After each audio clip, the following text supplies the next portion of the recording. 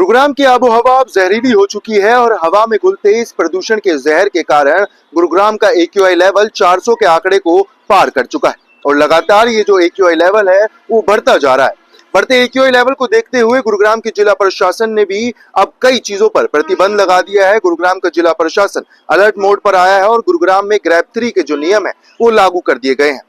गुरुग्राम जिला प्रशासन ने कल देर शाम को जो है वो बैठक बुलाई और कई चीजों पर प्रतिबंध लगाने की बात कही। सबसे पहले तो आपको हम गुरुग्राम के राजीव चौक की ये तस्वीरें दिखा देते हैं जो साफ तौर से दर्शाती हैं कि गुरुग्राम में जो प्रदूषण का स्तर है वो किस हालात में पहुंच चुका है। जहां तक भी आपकी नजर जाएगी जो इमारतें हैं वो प्रदूषण की जो चपेट में आई हुई है और पूरे शहर को प्रदूषण ने अपने आगोश में ले लिया है।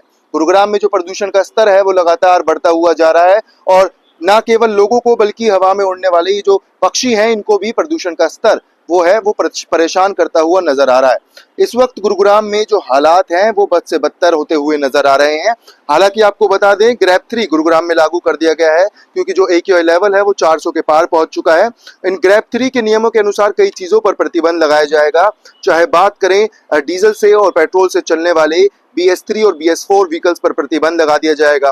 कंस्ट्रक्शन और डेमोलिशन पर पूरी तरीके से रोक लगा दी जाएगी। खनन की जो एक्टिविटीज हैं उन पर भी पूरी तरीके से प्रतिबंध लगाया जाएगा। साथ ही लोगों के लिए भी खास निर्देश जारी किए गए हैं। लोगों से अपील की गई है कि अगर जरूरी हो तो ही वो घर से बाहर निकलें और साथ ही इस बढ़ते प्रदूषण की वजह से जो लोगों की जो मरीजों की संख्या है वो भी बढ़ती हुई नजर आ रही है। आपको बता दें गुरुग्राम के सिविल हॉस्पिटल में लगातार जो मरीजों की संख्या है वो बढ़ती हुई नजर आ रही है।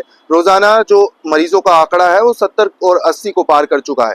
लोगों को सांस लेने में दिक्कत हो रही है। बढ़ते प्रदूषण की वजह से आंखों में जलन की शिकायत हो रही है। और ये भी बता दें कि जो प्रदूषण का स्तर लगातार बढ़ता जा रहा है ये कहीं ना कहीं लोगों के स्वास्थ्य को बहुत ज्यादा नुकसान पहुंचाता हुआ नजर आ रहा है और सबसे ज्यादा ये नुकसान अस्थमा और हाई BP के पेशेंट्स को पहुंचाता है क्योंकि जो ये प्रदूषण है इसमें 2 कण माने जाते हैं, PM2.5 और PM10। PM2.5 के जो कण होते हैं वो मोटे कण होते हैं और वो हमारे सीधा शरीर में जाते हैं और कहीं ना कहीं हमारे शरीर को ज्यादा नुकसान पहुंचाते हैं।